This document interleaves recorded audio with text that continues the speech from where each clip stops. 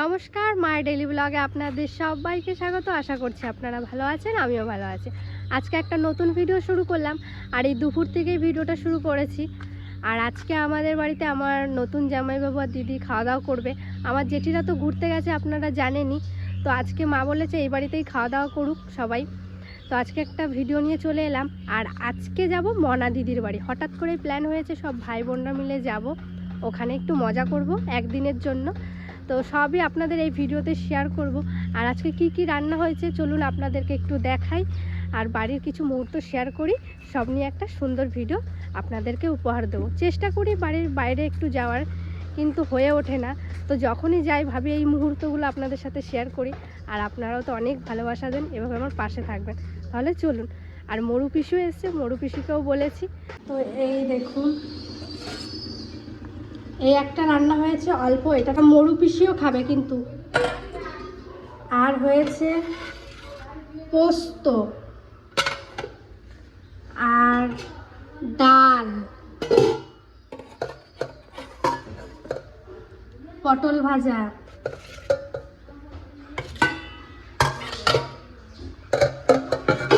উচ্ছে আলু ভাজা, আর এই যে কষা কষা মাংস। অনেক কিছুই মা রান্না করেছে, দেখালাম কারণ জামাইবাবু আসছে।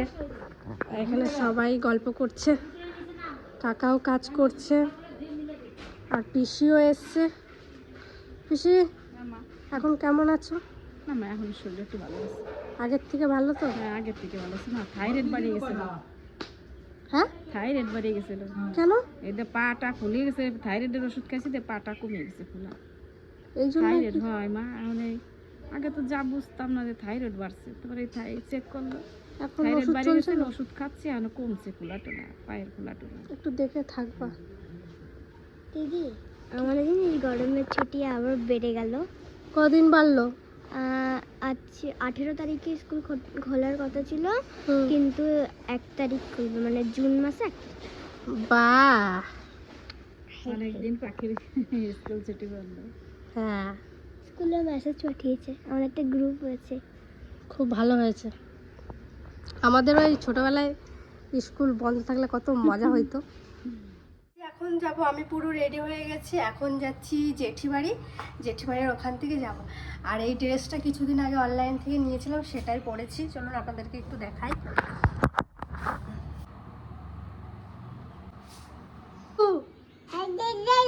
টাটা টাটা টাটা টাটা করো। ওরে বাবা, করো এরকম করো।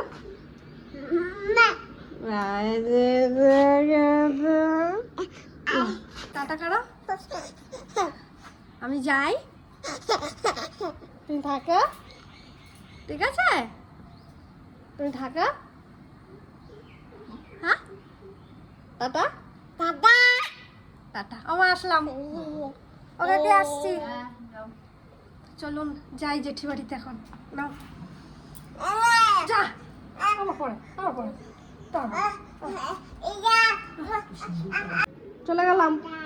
চলে গেলাম বল কয়দিনের ট্যুর? চলে গেলাম, ঠিক আছে? ভালোভাবে থাকবি, কাউকে মারবি না। তোকে নিলাম না বলে আর নেবো না, আমি যাই।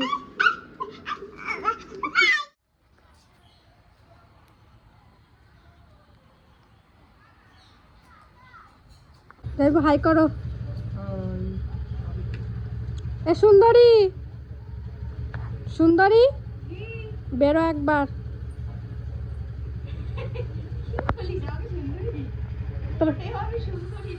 তোর ভাল লাগছে দি? আপনারা অবশ্যই কমেন্টে কিন্তু জানাবেন আমার দিদিকে কেমন লাগছে। চ চ চ, আমরা যাবো দিদি বাড়ি। টমি টাটা। দেখো টাটা, তুমি ঘরে থাকো, মাম্মি চলে আসবে তোমার। চলুন।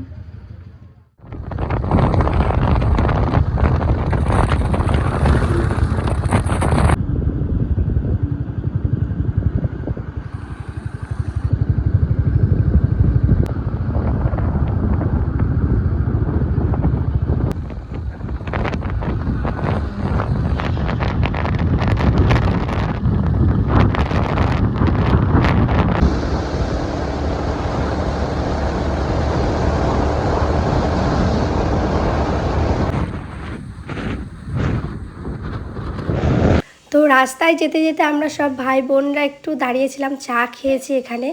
আর আমি এখানে একটু ভয়েস দিচ্ছি, কিছু মনে করবেন না, কারণ আমার গলাটা একটু বসে গেছে।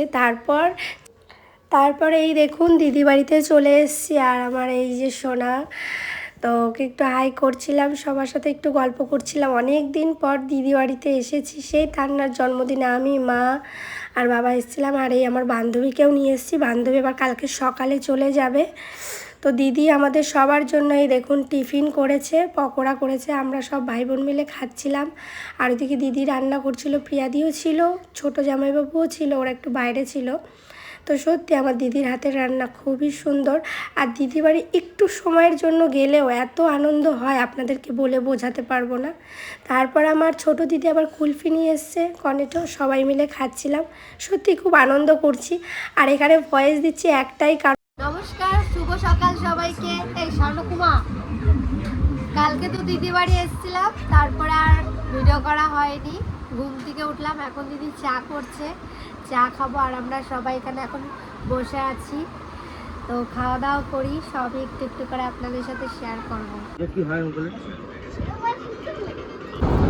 তারপর আমরা চা খেয়ে আমরা একটু ঘুরতে বেরিয়েছিলাম, আমি, আমার দিদি আর আমার বড় জামাইবাবু। তো দিদি বাড়ি গেলে তো খাওয়া কম, ঘোরা বেশি হয়, কারণ অনেক দিন পর পর যাই। তো দিদি আমাকে বলে, বোন তোদের সব জায়গায় ঘুরতে নিয়ে যাব। আর সত্যি খুব মজা হয়েছে। সত্যি আপনাদের তো তেমনভাবে ভিডিও দিতেই পারলাম না। আমার বড়দি ভালো ভিডিও করেছে, দেখে নেবেন আপনারা সবাই।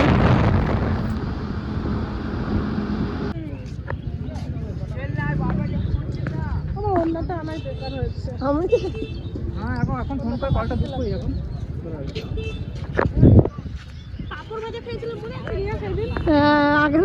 আগের বার সুন্দর।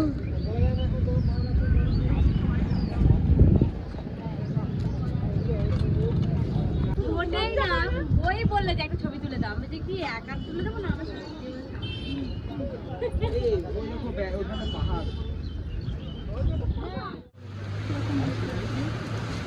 বিশাল। দেখো আমরা এক জায়গায় দাঁড়িয়ে পড়লাম, বৃষ্টিটা একটু থামলো, তারপর আমরা বেরোলাম। রাস্তাটা কেমন আর রাস্তাটা খুবই সুন্দর লাগছে। এই দেখুন কি সুন্দর, বেশ ভালো লাগছে রাস্তাটা দেখতে। এখন আমি বাড়ি চলে এসেছি। আমার বোন খায় এই যে আবার রোদে রোদে এসছে, পুরো মুখ চোখ খারাপ হয়ে গেছে। তো বাড়ি চলে এসছি আমি। অনেকদিন মজা করলাম, অনেকদিন বলতে 2 দিন।